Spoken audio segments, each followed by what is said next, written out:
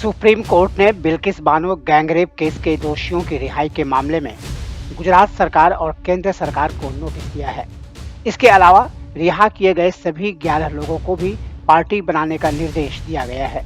बता दें कि गुजरात दंगे 2002 के दौरान बिल्किस बानो के साथ सामूहिक बलात्कार किया गया था और उसकी 3 साल की बेटी समेत उसके परिवार के 14 लोगों की हत्या कर दी गई थी। इस मामले में 11 लोगों को उम्र कैद की सजा दी गई थी। वे सजा काट रहे थे, लेकिन गुजरात सरकार ने 15 अगस्त को उन्हें क्षमादान दे दिया और उन्हें रिहा कर दिया।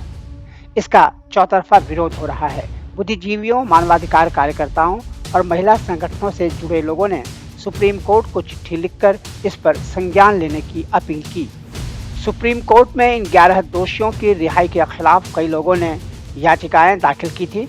इनमें वामपंथी नेता सुभाषिनी अली और टीएमसी सांसद महुआ मोइत्रा भी शामिल हैं। सुप्रीम कोर्ट ने गुरुवार को कहा कि सवाल ये है कि गुजरात सरकार के अंतर्गत क्या इन दोषियों को माफी दी जा सकती है या नहीं, ये देखना है।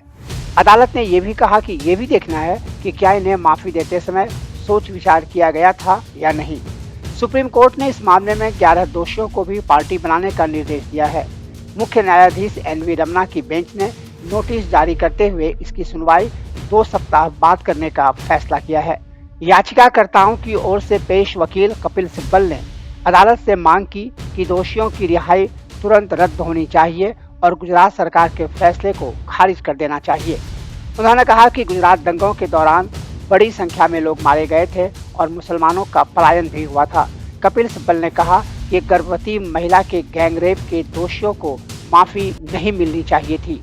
बिल्किस बानो के पति याकूब रसूल ने 11 दोषियों की रिहाई के बाद कहा था, हमें जिस हालत में छोड़ा गया है उसमें कुछ भी महसूस करने की शक्ति नहीं बची है।